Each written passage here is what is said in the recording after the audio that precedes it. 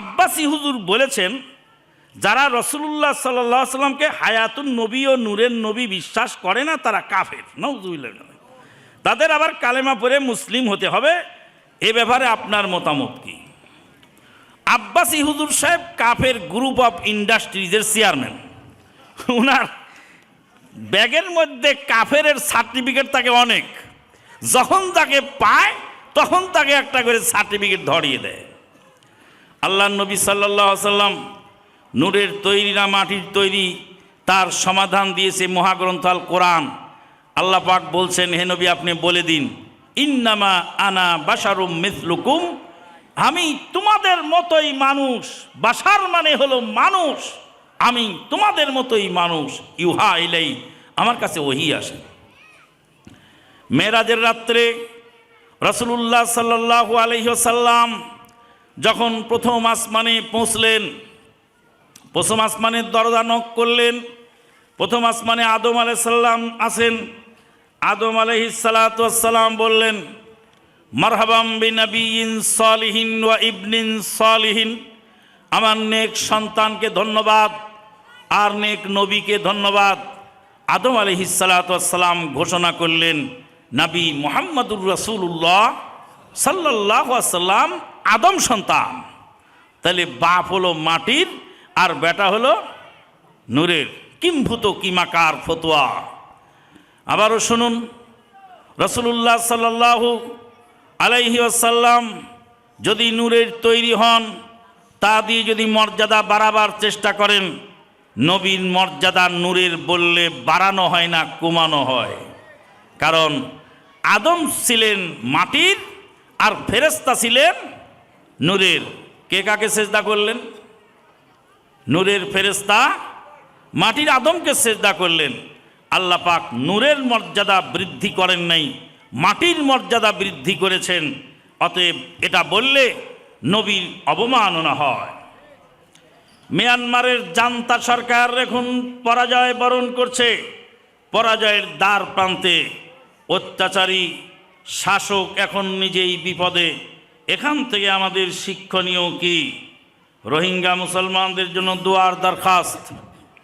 জুলুম চিরদিন থাকে না। জুলুম যারা করে তাদেরকে একদিন পরাস্ত হতেই হয়, পরাজয় বরণ করতেই হয়। আল্লাহ পাক বলছেন, ইন্নী হাররামতু যুলমা আলা নাফসি ওয়া জাআলতুহু বাইনাকুম মুহাররামা। হে আদম সন্তান, আমি জুলুমকে আমার নিজের উপরে হারাম করেছি আর সমস্ত মানুষের উপরে জুলুমকে হারাম করেছি। আল্লাহ পাক কিছু জিনিস বান্দার উপরে হারাম করেছেন, কিন্তু নিজের জন্য সেটাকে রেখেছেন। যেমন অহংকার, অহংকার বান্দার জন্য হারাম, কিন্তু আল্লাহর নামই হলো অহংকারী, মুতাকাব্বির, জব্বার। আল্লাহর নাম অহংকারী। আল্লাহ পাক অহংকারকে নিজের জন্য ভূষণ হিসাবে গ্রহণ করে বলছেন, আল কিবরিয়াউ রিদাই, অহংকার আমার চাদর। তাহলে অহংকার বান্দার জন্য হারাম, আল্লাহর জন্য হালাল। আল্লাহর চাদর, আল্লাহর ভূষণ। কিন্তু আল্লাহ বলছেন জুলুম এমন পাপ যেটা আমি বান্দার উপরে হারাম করার আগে নিজের উপরে হারাম ঘোষণা করেছি। ওয়ামা আনা বিযাল্লামিল লিল আবিদ, আমি বান্দাকে বিন্দুমাত্র জুলুম করি না। জাল্লাম হলো মুবালাগার সেগা। মুবালাগা যখন নেগেটিভ সেন্সে আসে তখন তার অর্থ বিন্দু মাত্র আমি জুলুম করি না। ওমা আনা বিযাল্লামিল লিল আবিদ। সম্মানিত উপস্থিতি, আমাদের এখান থেকে শিক্ষণীয় আছে, জুলুম এমন মহাপাপ, আল্লাহ পাক কোনো জালেমকে ছাড় দেন কিন্তু ছেড়ে দেন না। রোহিঙ্গা মুসলমানদের জন্য আমাদের দোয়া, আল্লাহ পাক তাদেরকে হেফাজত করুন, ঈমান ও আমলে বেঁচে থাকার তৌফিক দান করুন। আমাদের বাংলাদেশের প্রধানমন্ত্রী মহোদয়ের জন্য আমরা দোয়া করি। সেই রোহিঙ্গা মুসলমানদেরকে সেই দুর্দিনে তিনি আশ্রয় দিয়েছিলেন। আল্লাহ পাক এই ওসিলায় তার নেক আমল কবুল করুন, তাকে ইসলামের পথে চলার তৌফিক দান করুন। এটুএন নিউজের ভাইরাল সংবাদ, রায়ের বাজার কবরস্থানে প্রেমিক প্রেমিকার আড্ডা ও টিকটক ভিডিও। সমাজের এই অধঃপতন আমাদের করণীয় কি? কবরস্থান কমিটির করণীয় কি জানতে চায়। কবর পূজা করাও হারাম, কবরকে অপমান করাও হারাম। কবরের উপর দিয়ে হেঁটে চলে যাওয়া হারাম, কবরের উপর দিয়ে কবরে ময়লা ফেলানো হারাম, কবরের উপর দিয়ে হাঁটা চলা করা হারাম, কবরে বসে থাকা হারাম। একজন সাহাবী কবরে বসেছিলেন, রাসূলুল্লাহ সাল্লাল্লাহু আলাইহি সাল্লাম বললেন, আগুনের আঙ্গারের উপরে বসে থাকা তুমি পছন্দ করো? আগুনের আঙ্গার উপরে বসো, জ্বলন্ত আগুনের কয়লার উপরে তুমি বসো, আর তোমার কাপড় পুড়ে তোমার শরীরের চামড়া গোশত যদি পুড়ে যায়, পছন্দ করো? না, তো কবরের উপর বসো কেন? কবরের বসা নিষেধ, কবর উপর বসা যাবে না, কবর খসা যাবে না, কবরকে অপমান করা যাবে না, কবরকে ময়লা করা যাবে না। কবর পূজা করা যেমন হারাম, কবরকে অপমান করাও সেরকম হারাম। আমাদের বিদ্রোহী কবি কাজী নজরুল ইসলাম সাহেব বলেছিলেন, না বুঝেই বলেছিলেন, মসজিদেরই পাশে আমার কবর দিও ভাই। এখন ঢাকা ইউনিভার্সিটির মসজিদের পাশে তার কবর, তার কবরটাকে এমনভাবে টাইলস করে দিয়েছে যে তাক তাক তাক তাক করে দেওয়া আছে সিঁড়ির মতো, আর ওখানে কপতিরা নটিরা বসে বসে বাদাম খায়, আর এই বাদামের ছাল ফেলে এই বিদ্রোহী কবি কাজী নজরুল ইসলামের কবরের উপর। নাউযুবিল্লাহ মিন যালিক। এগুলি নিহায়ত অন্যায় কাজ। গোরস্থান কমিটির উচিত এগুলি খুব সতর্কতার সঙ্গে ট্রিট করা, এই গোরস্থানকে প্রোটেকশন দেওয়া, যাতে সেখানে মানুষ অন্যায় কাজ করার সুযোগ না পায়। জনৈক আহলে হাদিস বক্তা বলেছেন, শবে বরাতের রাত্রে মসজিদে ইবাদত করা থেকে বেশ্যাখানায় রাত কাটানো ভালো। নাউযুবিল্লাহ। আহলে হাদিস বক্তা বক্তৃতা করেছেন 1 ঘন্টার বেশি। কত ঘন্টার বেশি? 1 ঘন্টার বেশি বক্তব্য করেছেন। এই বেয়াদব এক শ্রেণীর ইউটিউবাররা বক্তাদের কথাগুলিকে কাটিং করে তাদের ভিউয়ার্স বাড়ায় দুনিয়ার স্বার্থ চরিতার্থ করে, কিন্তু এর দ্বারা আলেম ওলামা ক্ষতিগ্রস্ত হয়। কথাটা ভালো করে শোনেন। যারা এই সমস্ত ভিডিও কাটিং করে, বক্তৃতা কাটিং করে, আগাগোড়া কাটিং করে একটা বিভ্রান্তিকর বক্তব্য ছেড়ে দেন, 3 বছর আগের বক্তব্য 2022 সালের 18ই ফেব্রুয়ারি শ্যামলীর বায়তুল মামুর চাঁদ জামে মসজিদে সে বক্তা খুতবা দিয়েছিলেন। খুতবার মধ্যে 1 ঘন্টার উপরে বক্তব্য দিয়েছেন। সেই বক্তব্যের মধ্যে তিনি বলেছিলেন এমন কথা, কিন্তু কথার সাথে আমরা একমত নই। কথার অর্থটা যদিও ঠিক আছে, কিন্তু শব্দটা ঠিক নয়। কথাটা এভাবে বলতে হবে যে বেশ্যাখানায় রাত কাটানো মহাপাপ, বেশ্যাখানায় রাত কাটানো জঘন্য, কিন্তু বেদাত করতে গিয়ে মসজিদে রাত কাটানো তার চেয়ে জঘন্য। কথাটা যদি এইভাবে বলা যায়, কারণ সেখানে তার বেশ্যাখানাকে রাত কাটানোকে ভালো বলা হলো না। ভালো বলতে হবে না, বলতে হবে যে বেশ্যাখানায় রাত কাটানো, জেনা ব্যভিচার করাটা মহাপাপ, জেনা ব্যভিচার মহাপাপ, তার চেয়ে বেশি ভয়ানক হলো বেদাত। কোন জেনাকারের বিরুদ্ধে বক্তৃতা দিলে জেনাকাররা কি তার উপর আক্রমণ করে? করে না, কারণ তারা জানে যে আমরা পাপী। কিন্তু বেদাতির বিরুদ্ধে বক্তৃতা দেওয়ার কারণে বেদাতি পাড়ায় আগুন জ্বলেছে। তাই তো গত পরশুদিন এই শায়েকের উপরে আক্রমণ চালিয়েছে। কে বাবা আক্রমণ চালাও কেন? তোমরা যে দিনরাত 24 ঘন্টা আহলে হাদিসদেরকে ইহুদির দালাল বলে গালিগালাজ করো, তা আমরা তো তোমাদেরকে আক্রমণ চালাতে যাই না। তোমরা আক্রমণ চালাও কেন? কথাটা এইভাবে না বলে একটু শালীন মার্জিতভাবে বলা উচিত ছিল। তবে এই কথা চিরসত্য, কারণ কবিরা গুনাতে ইবলিস শয়তান যতটুকু সন্তুষ্ট হয়, বেদাতে তার চেয়ে বেশি সন্তুষ্ট হয়। কারণ বেদাত করলে আমল বরবাদ হয়ে যায়। পাপিষ্ঠ ব্যক্তি একদিন তওবা নসিব হয়। যারা জেনা ব্যভিচার করে তারা নিজেদের ছেলেদেরকে কোনোদিন ব্যভিচার শিখায় না, কারণ সে গোপনে করে। আমি চরিত্রহীন, তাই বলে আমার ছেলে চরিত্রহীন হই, এটা কেউ চায় না, চায়। কিন্তু বেদাতি সব সময় নিজের সন্তানকে বেদাতের তালিম দেয় এবং বেদাতের উপর অটল থাকার জন্য চেষ্টা করে। মহান আল্লাহ পাক বলেন, কুল হাল নুনাব্বিউকুম বিল আখসারিনা আমালা আল্লাযীনা যাল্লা সায়ুহুম ফিল হায়াতিদ দুনিয়া ওয়া হুম ইয়াহসাবুনা আন্নাহুম ইউহসিনুনা সুনআ। হে নবী, আপনি বলে দিন, আমরা কি যারা আমলের দিক দিয়ে অধিক ক্ষতিগ্রস্ত তাদের বিষয়ে বলবো না? আল্লাযীনা যাল্লা সায়ুহুম ফিল হায়াতিদ দুনিয়া ওয়া হুম ইয়াহসাবুনা আন্নাহুম ইউহসিনুনা সুনআ। তারা মনে করে আমরা ভালো কাজ করছি। তবে শুনে রাখো এই ইউটিউবাররা, তোমরা আবার এখন নতুন করে আর একটা জিনিস শুরু করে দিয়েছে যে শায়েকের উপর আক্রমণ, আন্দোলনের লোকেরা খুশি।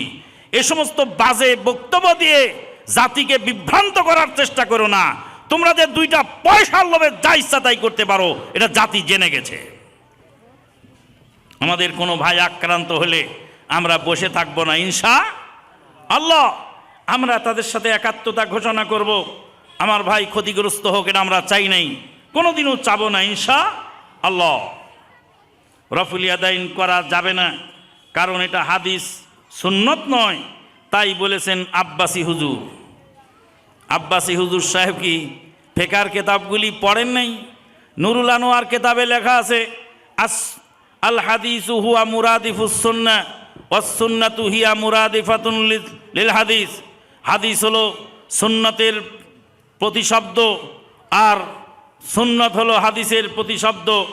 এগুলি যে আছে সেগুলি সম্পর্কে কি সে জানে না? এতেকাফের সঠিক সময় কখন? মেয়েদের এতেকাফের উত্তম স্থান কোথায়? একটি গ্রাম বা প্রায় একজন এতেকাফ না করলে সবাই গুনাহগার হবেন, দয়া করে জানাবেন। এতেকাফের সঠিক সময় হলো রমাদান মাসের শেষ দশক। রমাদান মাসের শেষ দশক, বেলা ডুবার আগেই মসজিদে ঢুকবেন। চাঁদ উঠার পরে 20 তারিখ বেলা ডুবার আগেই মসজিদে ঢুকবেন, আর চাঁদ উঠার পরে মসজিদ থেকে বের হবেন। এতেকাফ সুন্নাত। এতেকাফ কোনো এলাকায় না করলে গোটা এলাকাবাসী গুনাহগার হবে, এই মর্মে বর্ণিত কোনো সহি দলিল আমাদের হাতে আসেনি। শায়েখ আবু বকর জাকারিয়া স্যার ও ডক্টর মোহাম্মদ আসাদুল্লাহ গালিব স্যার ও সংগঠনের ব্যাপারে একটি জোরালো বক্তব্য দিয়েছেন। হয়তো আপনি সেই বক্তব্য শুনেছেন। বক্তব্যটির ব্যাপারে আপনার মতামত জানাবেন। আমার দৃষ্টিতে আমি মনে করি এগুলি একটু ভুল বুঝাবুঝি আছে। সংগঠন হারাম, ওই সংগঠন হারাম যেই সংগঠন মনে করে আমি মুসলমান আর আমার সংগঠনের বাইরে সব কাফের। এই আকীদা নিয়ে যদি কেউ করে, যেমন আমাদের দেশে অনেক ইসলামী সংগঠন আছে, তারা অপর সংগঠনের লোককে হত্যা করাটাকে জায়েজ মনে করে, নিজেরা নিজেদেরকে মুসলমান মনে করে। আর তার অপোজিশন পার্টির যত সংগঠন আছে, বিশেষ করে দেখা যায় ইসলামী দল ইসলামের নামে রাজনীতি করে, তার প্রতিপক্ষ যত রাজনৈতিক দল আছে সব দলের লোককে তারা কাফের মনে করে এবং তাদেরকে হত্যা করা জায়েজ মনে করে। নিজেদের লোক মারা গেলে শহীদ বলে ঘোষণা দেয়, আর অপর দলের লোককে হত্যা করে বলে জাহান্নামে পাঠালাম। এই আকীদা নিয়ে যদি কেউ সংগঠন করে তাহলে সংগঠন অবশ্যই হারাম। কিন্তু দাওয়াতের সুবিধার্থে যদি সংগঠন করা হয় তাহলে সেটা হারাম নয় ইনশাআল্লাহ। অল্প সময়ে ধন সম্পদের মালিক হতে চাই, কিছু আমল ও উপদেশ দিন। তাড়াতাড়ি করে যে কাজ করতে চায় সেই কাজ ক্ষতিগ্রস্ত হয়। আল উজলাতু মিনাশ শাইতান ওয়াত তান্নি মিনার রহমান। শয়তানের কাজ হলো তাড়াতাড়ি করা। আল্লাহ পাক কুন বললেই হয়ে যায়, কিন্তু আসমান জমিন সৃষ্টি করেছেন 6 দিনে। কয় দিনে? 6 দিন আল্লাহর লাগে না। ইন্নামা আমরুহু ইযা আরাদা শাইয়ান আইয়াকুলা লাহু কুন ফায়াকুন। আল্লাহ কুন বললেই হয়ে যায়, 6 দিন লাগিয়েছেন। আল্লাহর নবী ইসলাম প্রতিষ্ঠিত করেছেন 23 বছর ধরে। কাজেই ধনী হতে চান, আস্তে আস্তে চেষ্টা করেন, ব্যবসা বাণিজ্য করেন, হালাল পন্থায় আগান। আল্লাহ পছন্দ করলে হয়তো আপনি ধনী হবেন। কিন্তু চোখের পলকে অল্প টাইমে যদি ধনী হতে চান তাহলে এটা সহজ বুদ্ধি আছে। রাস্তায় নাইট কোচে ডাকাতি করবেন, এক রাতে ধনী হয়ে গেছে। এরকম দিন কায়েমের কিছু লোক আছে, 63 জেলায় বোম ফুটায় দিয়ে, এক রাতে 63 জেলায় বোম ফুটায় দিয়ে বাবুল ইসলাম কায়েম হয়ে গেছে। আল্লাহ নবী কায়েম করলেন 23 বছরে, ওরা এক রাতে সব কায়েম করে ছাড়বে। এই তাড়াহুড়া করা কাজ ইসলাম অনুমোদন করে না। আপনি ধনী হবেন না গরিব হবেন, এর রুজি বন্টনের দায়িত্ব আল্লাহ পাক নিজের কাছে রেখেছেন। আল্লাহ পাক আপনাকে যতটুকু দেন সেটাই আপনার জন্য কল্যাণকর। আপনার আর্থিক অসচ্ছলতা যদি থাকে সেই ক্ষেত্রে আপনি দান করবেন, সচ্ছলতা বেড়ে যাবে। ইস্তেগফার করবেন, সচ্ছলতা বেড়ে যাবে। সালাতুল হাজত পড়বেন, আপনার প্রয়োজন পূরণ হবে। অসুস্থতার জন্য রমাদানের রোজা নষ্ট হলে কয়টি রোজা করতে হবে? অসুস্থতার জন্য যদি নষ্ট হয়, সফরে থাকার কারণে যদি নষ্ট হয়, তাহলে একটি করে রাখলেই হবে। আর যদি রমাদানের রোজা স্বামী স্ত্রী মিলামেশার মাধ্যমে নষ্ট করে ফেলে, তাহলে সেই ক্ষেত্রে একটি গোলাম আজাদ, না পারলে 2 মাস লাগাতার সিয়াম পালন, না হলে 60 জন মিসকিনকে খাদ্য দিতে হবে। কঠিন পরিশ্রমের কাজ করার কারণে রোজা রাখতে পারি না, আমার করণীয় কি? কঠিন পরিশ্রমের কাজ অল্প করে করবেন। রমাদান মাস আসার আগেই কিছু টাকা জমা করে রাখবেন। প্রয়োজনে কঠিন পরিশ্রমের কাজ ছেড়ে দিয়ে নর্মাল কোনো কাজ রমাদান মাসে নিবেন বেছে। মানে আপনি হাড় ভাঙ্গা পরিশ্রম করেন, লেবারের কাজ করেন, রমাদান মাসটা লেবারের কাজ ছেড়ে দিয়ে কিছু বুট সিদ্ধ করে, কিছু ছোলা বুট সিদ্ধ করে রাস্তায় নিয়ে বসেন, ইফতারি বেছেন, তাতে আপনার সংসার চলে যাবে। আপনি পেপার বেছেন, আপনার সংসারের কাজ চলে যাবে। আপনি সকালে কিছু সবজি বেছেন, আপনার সংসার চলে যাবে। এইভাবে ছোটোখাটো কাজ কিছু নিয়ে নেবেন, না হলে মানুষের কাছ থেকে সহযোগিতা নিয়ে খাবেন, কিন্তু সিয়াম ছাড়বেন না। মাটি দেওয়ার পরে হাত তুলে দোয়া করা যাবে কিনা? মাটি দেওয়ার পরে আল্লাহুম্মা গফির লাহু ওয়া সাব্বিতহু বলে চলে যাবেন, হাত তুলে দোয়া করার প্রমাণ নেই। অনেক দিন আগে দাফন করা হয়েছে, এরকম কবর জিয়ারত করতে গেলে সেখানে হাত তুলে দোয়া করতে পারবেন। 2টা শর্ত। 1 নম্বর শর্ত হলো কেবলার দিক মুখ করে দাঁড়াবেন, কবর যেন সামনে না থাকে। কবর ডানে বামে আর পিছনে থাকবে, আপনি কেবলার দিকে মুখ তুলে দাঁড়াবেন, মুখ করে দাঁড়াবেন। হাত তুলে আপনার দোয়া আপনি করবেন, পার্শ্ববর্তীর দোয়া পার্শ্ববর্তী করবে। 10-20 জন লোকও যদি একসঙ্গে যান, যার যার দোয়া সেই সেই করবেন, যার যার হাত সেই সেই ছাড়বেন, যার যার দোয়া সেই সেই শুরু করবেন, শেষ করবেন। আপনার নফল সুন্নত সালাত যেমন একা একা পড়েন, ওইভাবে যার যার মতো সেই সেই করবেন। একজন দোয়া করবেন, বাকিরা সব আমিন বলবে, এরকম নয়। ইফতারের পরে গুল, জর্দা, বিড়ি, সিগারেট খেলে কি তার রোজা হবে?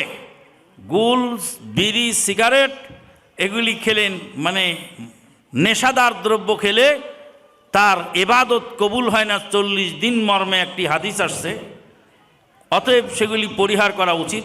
যদিও কোনো আলেম বলছেন এগুলি ওয়াইদ, ধমকি স্বরূপ বলা হয়েছে। সৌদি আরবের সাথে রোজা ও ঈদ পালন করা যাবে কি? জি না, সৌদি আরবের সাথে রোজা ও ঈদ পালন করা যায় না। বাংলাদেশের সাথেই যায় না, বাংলাদেশের সাথেই যায় না। চিটাগাং ইফতার হয়ে যায়, আপনার এখানে ইফতার বাকি। বললেন 3 ঘন্টার জন্য একদিন বাতিল হয় কেন? 3 মিনিটের কারণে একদিন বাতিল হয়। আপনাদের এই গ্রামের নাম হলো কি পাড়া? জাগিরপাড়া। জাগিরপাড়াতে 2 মহিলার 2টা বাচ্চা হলো। একটার বাচ্চা হলো বেলা ডুবার 3 মিনিট আগে, আর একটা বাচ্চা হলো বেলা ডুবার 3 মিনিট পরে। আকিকা কয় দিনে হবে? 2 দিনে হবে। কেন? 1 দিনের পার্থক্য। বেলা ডুবার আগে যে বাচ্চাটা জন্ম নিল, সেই বাচ্চাটা আজকের মঙ্গলবারের দিনে জন্ম নিল। বেলা ডুবার পরে যেই বাচ্চা জন্ম নিল, সেই বাচ্চা মঙ্গলবারের দিন পেল না, বুধবারের রাত এসে গেল। কাজেই ওর গণনা শুরু হবে মঙ্গলবার থেকে, এর গণনা শুরু হবে বুধবার থেকে। 3 মিনিট আগে বাচ্চা জন্ম নেওয়ার কারণে আকিকা হবে 2 দিনে। তা আপনি 3 ঘন্টা পরে সূর্য ডোবে, সেখানে আবার একই দিনে ঈদ পালন করার ফতুয়া কোথায় পেলেন? একজন ব্যক্তি ব্যাংকে টাকা রেখে মারা গেছে, কিন্তু এই টাকার সুদ স্ত্রী খায়, তাহলে স্ত্রীর ইবাদত বন্দেগী কবুল হবে কি? মারা যাওয়ার স্বামীর কবরে আযাব হবে কি? 2 জনেরই আযাব হবে। একজন সুদ চালু করে গেছে, আর একজন বহাল রেখেছে। স্ত্রী যদি তওবা করে ফিরে আসতো, তাহলে স্ত্রী বেঁচে যেত, আর স্বামী যদি তওবা করত, স্বামীও বেঁচে যেত। আল্লাহ পাক আমাদেরকে হেফাজত করুন। মৃত পিতা মাতার নামে ইফতারি দেওয়া যাবে কিনা? মৃত পিতামাতার নামে দান সাদাকা করবেন, আত্মীয় স্বজনকে দিবেন, গরিব দুঃখী মানুষকে দেবেন। আত্মীয়র মধ্যে যারা গরিব আছে তাদেরকে দিবেন। ধনী লোক মরা মানুষের জন্য দান সাদাকা করলে সেটা ধনী লোক খাওয়া হারাম। আপনার বাবার রুহের মাগফিরাতের জন্য 10,000 টাকার ইফতারি দিবেন। 10,000 টাকার চাল ডাল নুন তেল এগুলি কিনে খরিদ করে আত্মীয়র মধ্যে যারা গরিব আছে তাদেরকে দিয়ে দেন। 10 কেজি চাল, 2 কেজি ডাল, 2 কেজি আলু, 1 কেজি তেল, 1 কেজি চিনি, 1 কেজি কী বলে খেজুর, 1 কেজি ছোলা বুট, এরম কিনে কিনে 10টা পুটলা বানান 10,000 টাকায়। আর আত্মীয় স্বজনের মধ্যে 10 জন গরিবকে লিস্ট করে সেগুলি পৌঁছায় দেন। তারা এগুলি খাবে, ইফতার করবে, সাহারি করবে, আপনার বাবা কবরে জান্নাতি খাবার পাবে। আর আপনি ইফতারের অনুষ্ঠান করলেন, আত্মীয় স্বজন ধনী লোকদেরকে দাওয়াত করলেন, কারো রুহের মাগফিরাতের জন্য দান করলে সে দান ধনীদের খাওয়া হারাম। একজন ব্যক্তি সুদখোর কিন্তু 5 ওয়াক্ত সালাত জামাতে পড়ে, তাহলে তার বাড়িতে দাওয়াত খাওয়া যাবে কি? ইফতার দিলে ইফতারি খাওয়া যাবে কি? তাকে বলবেন হালাল টাকার দিয়েন, হারাম টাকা আমি খাই না। একজন মানুষের সব টাকা হারাম থাকে না, একটা টাকা হারাম থাকে আর একটা টাকা হালালও হয়। হারাম হলো যেটা ব্যাংকে রেখেছে সুদি কারবার, ওটা হারাম। আর যেটা বাপের পাওয়া জমি থেকে ধানের ফসল পেয়েছে সেই ফসল বেচা টাকা, ওটা হালাল। কাজেই আপনারা যখন দান করবেন দানের টাকা হালাল থেকে বের করবেন। হজে যাবেন, প্রয়োজনে বাপের 3 কাঠা মাটি বিক্রি করে হজে যাবেন, কিন্তু যেই টাকার মধ্যে হারাম আছে ওই টাকা নিয়ে হজে যাবেন না। অনুরূপভাবে দান করার সময় সেদিকে খেয়াল করবেন। বেনামাজি জবাইকৃত পশুর গোশত খাওয়া যাবে কি? সৌদি আরবের উলামায়ে কেরাম মানা করেছেন। এই জন্য আমরা ব্রয়লার মুরগি বা সোনালী মুরগি যাই কিনি, ভাতিজাকে বলি ভাই বাবা তুমি নিজে হাতে জবাই করো, যাকে পাঠাই তাকে জবাই করতে বলি। ওই দোকানদারের জবাই করা আমরা খাই না, কারণ দোকানদার সালাত পড়ে বা না পড়ে আমি জানি না। আত্মহত্যা ব্যক্তির জানাজা, শিরিক বেদাতকারীর জানাজা একজন নামাজি ব্যক্তি শরিক হতে পারবে কি? আত্মহত্যা ব্যক্তির জানাজা, পাপিষ্ঠ ব্যক্তির জানাজা নবী সাল্লাল্লাহু আলাইহি সাল্লাম পড়ার অনুমতি দিয়েছেন। কেউ পড়লে পড়তে পারেন। আল্লাহ নবী বলেছেন সাল্লু আলা সাহিবিকুম, তোমাদের সাথীর জানাজা তোমরা পড়ো, আমি পড়ব না। নবী নিজে পড়েন নেই, কিন্তু পড়ার অনুমতি দিয়েছেন। কাজেই সাধারণ মানুষ পড়ে দিতে পারে। ফয়তা কুলখানি কোরআন পড়ানো জায়েজ আছে কি? এগুলি সব বেদাত। সুদখোর ব্যক্তির পাপ কি ক্ষমা হবে? সুদখোর ব্যক্তির পাপ ক্ষমা হবে সুদ যদি থেকে ফিরে আসে এবং যাদের কাছ থেকে সুদ নিয়েছে তাদেরকে ফিরে দেয়। আর ফিরে দেওয়ার সুযোগ যদি না থাকে তাহলে সেই সুদের টাকা অন্য সুদ ঋণগ্রস্ত ব্যক্তিকে দিয়ে দিবে। মানে একটা লোক 50,000 টাকা সুদের ঋণ নিয়েছে, কিন্তু সে টাকার অভাবে সুদের টাকাও দিতে পারছে না আর তওবা করে ফিরেও আসতে পারছে না। আর আপনার এখানে সুদের টাকা 50,000 হয়েছে, আপনি এই টাকাটা দিয়ে ওই লোককে সুদ থেকে বের করে আনবেন। কথা বোঝা গেল? তাহলে আল্লাহ পাক ইনশাআল্লাহ আপনাকে ক্ষমা করবেন। আল্লাহর কাছে কায়েম অনুবাক্যে আপনি মাপ চাইবেন, আল্লাহ মাফ করবেন। সম্পদের কিছু অংশ যদি সেই সুদ খাওয়া সুদ যার কাছে নিয়েছেন তাকে খুঁজে না পাওয়া যায়, অথবা এরকম সুদের ঋণগ্রস্ত ব্যক্তিও না পেলেন, তাহলে কোনো কাজে ব্যয় করে দিতে পারেন। রাস্তাঘাট, বাথরুম, টয়লেট এসব কাজে ব্যয় করতে পারেন, নেকির আশা করবেন না। আত্মহত্যাকারী ব্যক্তি চিরস্থায়ী জাহান্নামী হবে কি? জি না, চিরস্থায়ী জাহান্নামী হবে কাফের, মুশরিক, মুরতাদ, নাস্তিক, এরা হলো চিরস্থায়ী জাহান্নামী। আর যারা পাপিষ্ট, কবিরা গুনাহগার, আল্লাহ তাদেরকে ইচ্ছা করলে ক্ষমা করবেন, আর ক্ষমার ইচ্ছা না করলে সমপরিমাণ পাপের শাস্তি দিয়ে তার ইমানের কারণে আবার জান্নাত দিবেন, পাবে একদিন না একদিন। বিয়ের আগে মেয়েদের দিনদারিতা বুঝার উপায় আছে কি? মেয়েদের দিনদারিতা বুঝার উপায় হলো ফকির মিসকিনকে পাঠাবেন মেয়েকে যাচাই করার জন্য। ফকির মিসকিনের সাথে যদি কেউ ভালো ব্যবহার করে বুঝবেন লোকটা ভালো আছে। আর আমার সাথে তো আমানুল্লাহ মাদানি এসেছে, একটা ডাকাত লোকও তো আমার সাথে ভালো ব্যবহার করে। পাঠালে বোঝা যায় যে সেরকম কেমন। আমার মামাকে বিয়ে করাবেন নানি, তো নানি গেছে যেই মেয়ের বিয়ে করাবে সেই মেয়েকে দেখতে গেছে। নানি দেখতে গিয়ে জিজ্ঞেস করছে যে তোমাদের এদিকে আমাদের একটা ছাগল আসছে নাকি গো? তো বলছে ছাগল হারাইছে, তাই নাকি, বসেন বসেন বসেন। আমার সেই হবু মামা নিয়ে একটা চেয়ার এনে আমার নানিকে বসতে দিয়ে পাখায় দিয়ে বাতাস দিচ্ছে, আর বলছে বসেন বসেন বসেন। আর আমার খালাকে বলছে ছাগল হারাইছে তো বুঝলাম, তো এই বুড়া মানুষকে ছাগল খুঁজতে নিয়ে আসছেন কেন? খুব আদর করলো, পানি দিল। তো বলছে যে আচ্ছা দেখি তাহলে ওইদিকে ছাগল কোথায় আছে খুঁজে দেখি। তারপর চলে গেল। কিছুদিন পরে বিয়ে হলো। বিয়ে হওয়ার পরে এখন আমার নানির বিয়ান বলে, ও বিয়ান ছাগল আপনি পাইছেন? তো ছাগলের অজুহাত দিয়ে বাড়িতে ঢুকে মেয়েটার আচরণটা সচকে দেখে আসলো।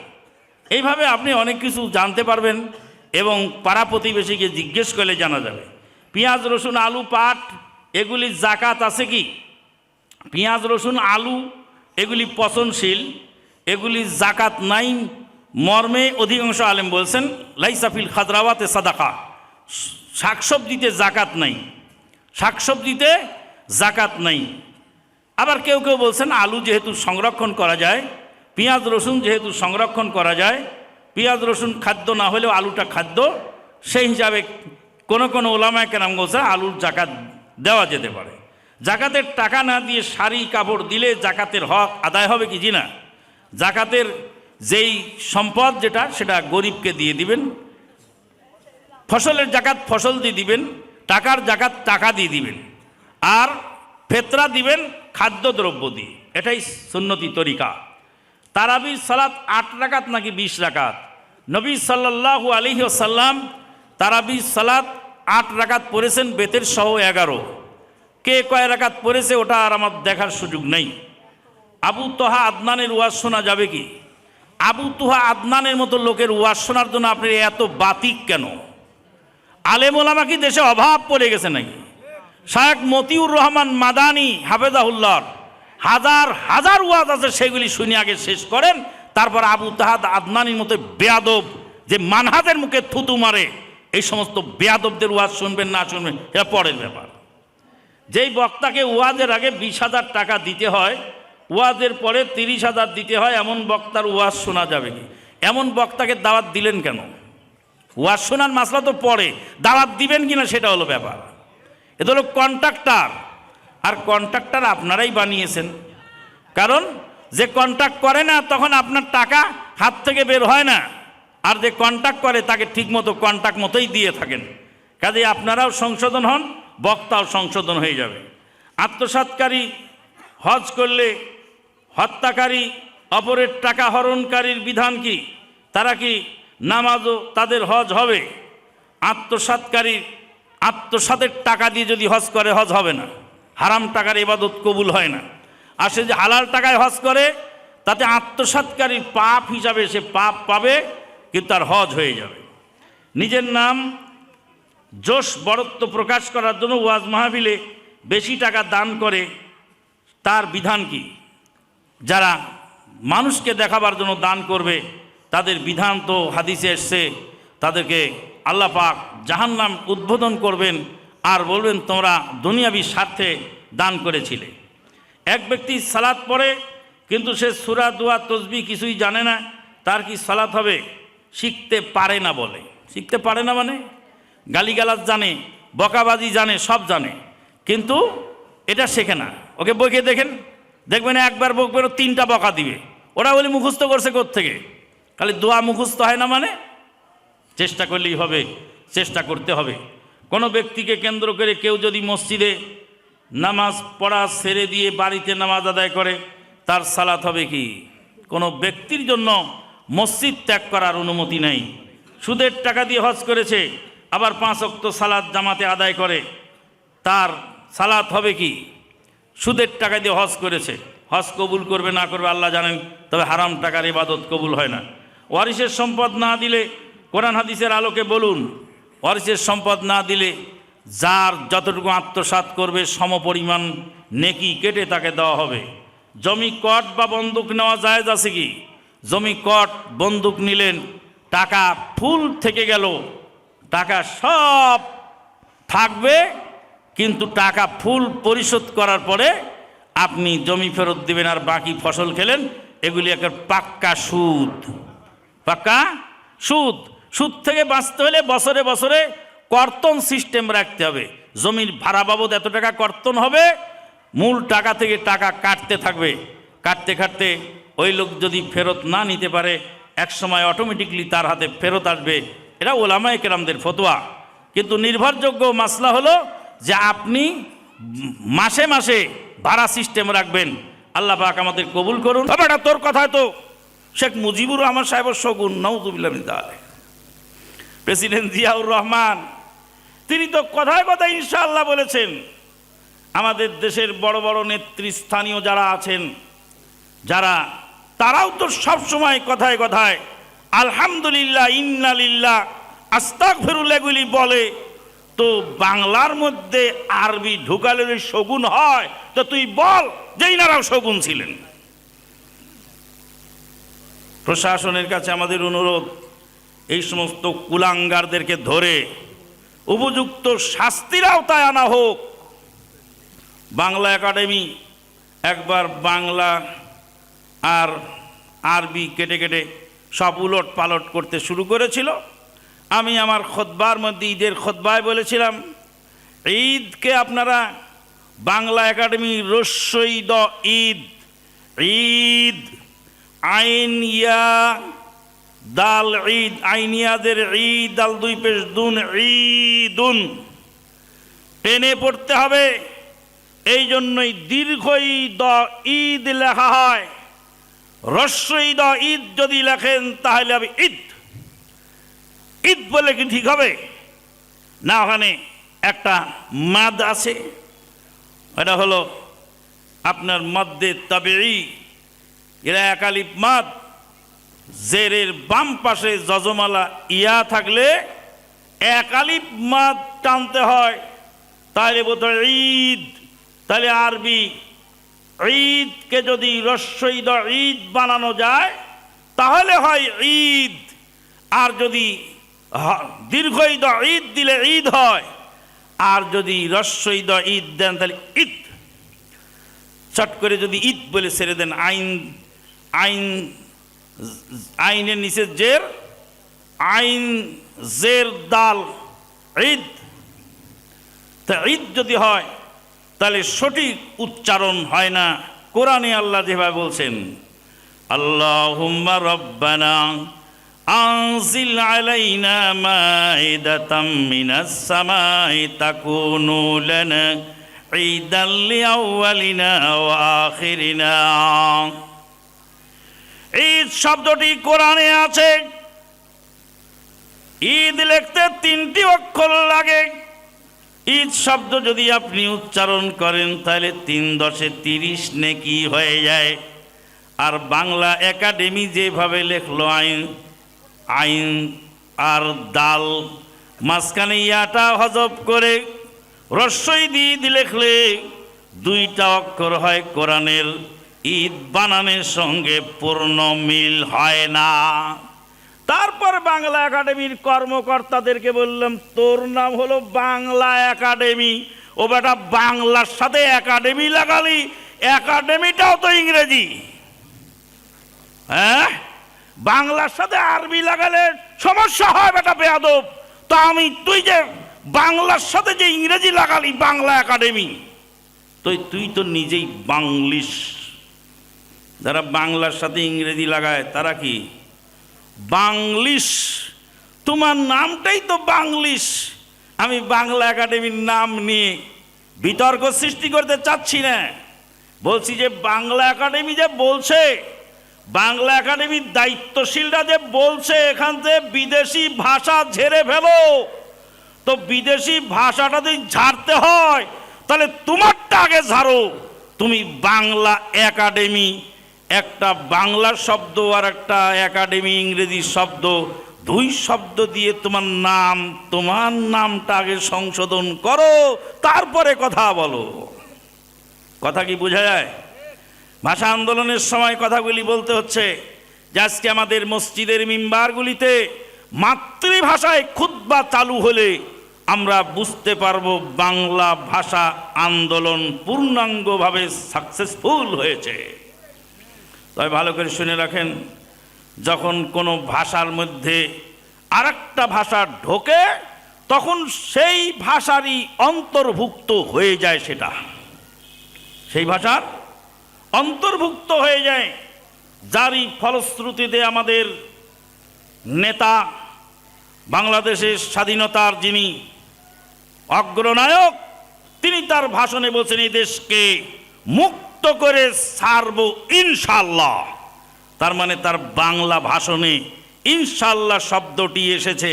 তুমি এত বছর পরে এসে ইনশাআল্লাহ আলহামদুলিল্লাহ মুছে দিতে চাও, এদেশের মুসলমানদের ঈমান থেকে বলি মুছতে পারবে না। সম্মানিত উপস্থিতি, আল্লাহ পাক কোরআন শিক্ষা দিলেন। কোরআনের শিক্ষা দুনিয়ার কল্যাণ এবং আখিরাতের কল্যাণ। আল্লাহ পাক বলছেন, আউযু বিল্লাহি মিনাশ শাইতানির রাজিম ওয়াযকুরু নি'মাতাল্লাহি আলাইকুম ইয কুনতুম আ'দাআন ফাআল্লাফা বাইনা কুলুবিকুম فأصبحتم بنعمته إخوانا وكنتم على شفا حفرة من النار فأنقذكم منها كذلك يبين الله لكم آياته لعلكم تهتدون। হলো যখন সারা জগৎ আল্লাহর নাফরমান হয়ে গেল, মানব জাতি বিলকুল হায়ওয়ান, দয়া করে আল্লাহ তখন পাঠালেন এক নবী রতন। পথহারা মানব জাতি পেল পথেরই সন্ধান, ওগো সে যে মোদের আল কোরআন, আল কোরআন, আল কোরআন। এই কোরআনের আলো দ্বারা কাটলো তিমির, জাগলো ধরা, এই আলোকেই বিশ্ব মানব পেল পরিত্রাণ। ওগো সে যে মোদের আল কোরআন, আল কোরআন, আল কোরআন। কোরআন নাজিল হলো এমন এক প্রেক্ষাপটে, মক্কার মানুষেরা যখন, আরবের মানুষেরা যখন মারামারি, কাটাকাটি, খুন খারাপি, হিংসা জিঘাংসা, লুটতরাজে লিপ্ত ছিল, উটকে পানি পান করাবার ফয়সালা করতে গিয়ে 100 বছর লড়াই করেছিল আরবের লড়াকু সৈনিকেরা। যেই সমাজের লোকেরা উটকে পানি পান করাবে, কার উট আগে পানি পান করবে আর কোন গোত্রের উট পরে পানি পান করবে, পানি পান করানোর ঠেলা ঠেলিতে পানি পান করার সিরিয়াল মেনটেন করতে গিয়ে 100 বছর যুদ্ধ চালিয়েছিল আরবের লড়াকুরা। 100 বছর যুদ্ধ করেছে আরবের লোক কি নিয়ে? কার উট আগে পানি পান করবে, আউস গোত্রের উট না খাজরাজ গোত্রের উট। দুই গোত্রের লড়াই হলো, 100 বছর পার হয়ে গেল কিন্তু লড়াই থামে না। কথা বোঝা যায়? উটের পানির সিরিয়াল মেনটেন করতে গিয়ে 100 বছর লড়াই করল। কোরআন আসলো, কোরআন এসে তাদেরকে ভদ্রতা শিখালো, সভ্যতা শিখালো। কোরআন এসে এমন সোনালী মানুষে পরিণত করলো, কোরআনের সবক পাওয়ার পরে চলন্ত ব্যাটল ফিল্ডে 3 জন মুজাহিদ শহীদ হয়ে গেলেন। একজন মুজাহিদ পানি বলে আওয়াজ দিলেন, সাকি যখন পানি নিয়ে তার কাছে পৌঁছে গেলেন, পানিটা পান করবেন, এমতো মুহূর্তে পার্শ্ববর্তী আর একজন মুজাহিদ বললেন, পানি চাই, পানি দাও। প্রথম মুজাহিদ বলেন, আমার পানির যতটুকু প্রয়োজন আমার ভাইয়ের তার চেয়ে হয়তো বেশি প্রয়োজন হবে, পানি নিয়ে যাও গো, আমার ভাইকে আগে দাও, আমাকে পরে দিলেও চলবে। সাকি বলেন, পানি নিয়ে দ্বিতীয় মুজাহিদের কাছে চলে গেলাম। দ্বিতীয় মুজাহিদ পানি পান করতে যাচ্ছেন। তৃতীয় আরেকজন বললেন, আলাচ আলাচ, পানি চাও, পানি চাই, পানি দাও। পিপাসায় ছাতি ফেটে যায়, পানি দাও, পানি চাই। দ্বিতীয় মুজাহিদ বললেন, আমার যতটুকু পিপাসা আছে, আমার ভাইয়ের পিপাসা হয়তো তার চেয়ে বেশি হবে, আমাকে পরে দাও পানি, আমার ভাইকে আগে দাও। সাকি বলেন, তৃতীয় জনের কাছে গিয়ে দেখলাম দুনিয়ার পানির চাওয়া পাওয়া মিটে গেছে, দুনিয়ার পানির পিপাসা শেষ হয়ে গেছে। শাহাদতের সারাবান তাহুরা পান করে আল্লাহর ডাকে সাড়া দিয়েছেন। সাকি বলেন, পানি নিয়ে দ্রুত গতিতে দ্বিতীয় জনের কাছে আসলাম, তিনিও শহীদ হয়ে গেছেন। প্রথম জনের কাছে এসে দেখি তিনিও শহীদ হয়ে গেছেন। এক পেয়ালা পানি দুনিয়ায় পড়ে রইল। তিনজন মুজাহিদ শহীদ হয়ে গেলেন। একজন আর একজনকে প্রাধান্য দিয়ে কারো পানি পান করা হলো না। যেই লড়াকু জাতি উটের পানি সিরিয়াল করতে গিয়ে 1 শতাব্দী যুদ্ধ চালিয়েছিল, তারা আজকে চলন্ত ব্যাটল ফিল্ডে পানি পিপাসা রেখে দুনিয়া থেকে বিদায় হলেন, কিন্তু ভাইকে প্রাধান্য দিলেন। আল্লাহ রাব্বুল আলামিন বলেন, ওয়ায়ুসিরুনা আলা আনফুসিহিম ওয়ালাউ কানা বিহিম খাসাসা। নিজের অভাব থাকার পরেও অপর ভাইকে প্রাধান্য দিল। আজকে কোরআন আছে আমাদের কাছে, কোরআন আমাদেরকে সভ্য বানাতে পারছে না। কোরআন পড়ি কিন্তু কোরআন মানি না, কোরআন হাদিস জানি না, যা জানি তাও মানি না। তারপরেতে হইলাম আমি বড় মৌলানা। বেদাতে হাসানা বেদাতে সাইয়া, শিরক বেদাতে গেল ইমান হারাইয়া। এক বক্তা আর এক বক্তাকে কাফের কয়, আর এক মৌলবীর কয় মুনাফেক, আর একজনের কয় তুই জাহান্নামী, আর একজন বলে তুই বেঈমান, আর একজন বলে তুই ইহুদির দালাল। কোরআন আছে কিন্তু কোরআন আমরা পড়ি না। আমরা যেই দলের লোক, সেই দলের কেতাব বই, সেই দলের পীর সাহেবের ওজিফা নিয়ে আমরা ব্যস্ত আছি। কোন দিকে যাই পড়ে আছি গোলক ধাঁধাতে, ওহির দাওয়াত নিয়ে আজি তোমরা আবার কে। ইসলামী দল হালি হালি, ইসলামী দল হালি হালি ফেরকা করেছে। আমি কোন দিকে যাই পড়ে আছি গোলক ধাঁধাতে, ওহির দাওয়াত নিয়ে আজি তোমরা আবার কে। ঢাকা থেকে আসার পথে সিরাজগঞ্জে একটা চৌরাস্তা আছে, জায়গার নাম হাটি কুমরুল, আর ডাক নাম হলো সিরাজগঞ্জ রোড। সিরাজগঞ্জ রোডে 4 রাস্তা। কয় রাস্তা? 4 রাস্তার 4 দিকে 4টা চলে গেল। দক্ষিণ দিকে চলে গেল পাবনা, কুষ্টিয়া, ফরিদপুর, আর উত্তর দিকে চলে গেল বগুড়া, রংপুর, আর পশ্চিম দিকে চলে আসলো নাটোর, রাজশাহী, আর পূর্ব দিকে চলে গেল ঢাকা। 4টা রাস্তা চৌরাস্তা। এই চৌরাস্তায় 4 দল লোক গাঁটটি বুকসা নিয়ে 4 রাস্তার মাথায় দাঁড়ানো। একজন লোক জিজ্ঞেস করলে, ভাই তোমরা কোথায় যাবা? কয় আমরা সবাই ঢাকায় যাব। তো ঢাকায় যাওয়া তো ভালো কথা, পূর্ব দিকে যে রাস্তাটা চলে গেল সেই রাস্তায় দাঁড়াও, তাহলে ঢাকা পেয়ে যাবা। কয় না, আমরা 4 দল 4 রাস্তায় দাঁড়ায় থাকবো, 4 দিকেই ঢাকা, যেদিক দিয়ে যাও সেদিকেই ঢাকা। এটা কি পাগল না বুদ্ধিমান? পাগল মানে হয় পাগল নয় মতলব বাস। তাহলে 4 দিকে কি ঢাকা হয়? 4 রাস্তায় কি ঢাকায় যাওয়ার না? বিপরীতমুখী পরস্পর বিরোধী 2টা জিনিস কঠিন কালেও এক হয় না।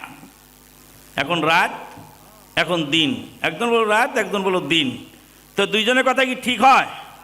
ঠিক হবে না। দুইজনে একটা ঠিক হবে। তাহলে এই যে 4 দিকে 4টা রাস্তা গেল, যেটা পূর্ব দিকে গেল ওটা ঢাকার দিকে গেল, যারা পশ্চিম দিকে আসলো, যত পশ্চিম দিকে আসতে থাকবেন ঢাকা থেকে তত দূরে সরে যেতে লাগলেন। তাহলে এখন 4 তরিকা 4 মাযহাব বানিয়ে এক শ্রেণীর লোক বসে জান্নাতে যাওয়ার রাস্তা 4টা। আল্লাহর নবী কি বললেন? ওয়ান্না হাদা সিরাতি মুস্তাকিমা ফাত্তাবিউহু ওয়ালা তাত্তাবিউস সুবুলা ফাতাফাররাকা বিকুম আন সাবিলিহি। এটাই আমার সরল সোজা রাস্তা। আজকে যদি আমরা সমস্ত তন্ত্রমন্ত্র ফেলে কোরআন ধরতে পারি, মুসলমানদের ঐক্যবদ্ধ হওয়া আবার সহজ, না হলে কশ্চিনকালেও মুসলমানরা ঐক্যবদ্ধ হতে পারবে না। কোরআন মানলে দুনিয়ায় সমস্যার সমাধান হয়, কোরআন পড়লে দুনিয়ার সমস্যার সমাধান হয়। আপনার বাচ্চাকে কোরআন শিক্ষা দিলেন, কোরআন শিক্ষা দিলে বাচ্চা আপনাকে মানবে, আপনাকে শ্রদ্ধা করবে, ভালোবাসবে। আপনার শেষ জীবন বৃদ্ধাশ্রমে যেতে হবে না। ডাক্তার বানালেন, মাস্টার বানালেন, প্রফেসর বানালেন, ইঞ্জিনিয়ার বানালেন, ইঞ্জিনিয়ারের বাপ বৃদ্ধাশ্রমে, ডাক্তারের মা বৃদ্ধাশ্রমে, শিল্পপতির মা বৃদ্ধাশ্রমে। এই জন্য আল্লাহ পাক প্রথমে কোরআনের সবক দিতে বললেন। আল্লাহর নবী বলেন, কুল্লু মাউলুদিন ইউলাদু আলাল ফিতরা ফাবাওয়াহু ইউহাব্বিদানিহি আও ইউনাসসিরানিহি আও ইউমাজ্জিসানিহি। প্রত্যেক সন্তান নিষ্পাপ অবস্থায় জন্মগ্রহণ করে, তার পিতামাতা তাকে ইহুদি বানায়, তার পিতামাতা তাকে নাসারা বানায়, তার পিতামাতা তাকে অগ্নি পূজক বানায়। সম্মানিত উপস্থিতি, আমাদের দেশে আজকে শিক্ষা ব্যবস্থা চলছে 3 প্রকার। এক প্রকার নাস্তিক্যবাদী শিক্ষা, আর এক প্রকার ধর্মের নামে অধর্মের শিক্ষা, আর আরেকটা হলো কোরআন হাদিস ভিত্তিক শিক্ষা। আমরা আমাদের সন্তানদেরকে কোরআন সুন্নাহ ভিত্তিক শিক্ষা ব্যবস্থা চালু করব ইনশাআল্লাহ। এই ক্ষেত্রে আমাদের মা বোনদেরকে ভূমিকা রাখতে হবে ব্যাপক। কারণ মা যদি ভালো হয় সন্তান ভালো হবে, মা যদি ভালো না হয় তাহলে সন্তান ভালো হওয়ার সম্ভাবনা খুবই কম। এই জন্য মাদেরকে শিক্ষা দেওয়ার জন্য এখানে একটি শিক্ষা প্রতিষ্ঠান, যেমন বয়েজ মাদ্রাসা তেমন গার্লস মাদ্রাসা, এখান থেকে মা শিক্ষা গ্রহণ করে যোগ্যতম মায়ে পরিণত হবে, উত্তম মা হবে। আর এই মায়ের ওসিলায় গোটা জাতি সংশোধিত হবে ইনশাআল্লাহ। সম্মানিত উপস্থিতি, আপনারা কি চান এই প্রতিষ্ঠানটা ভালোভাবে চলুক? যদি চেয়ে থাকেন, যারা যারা চান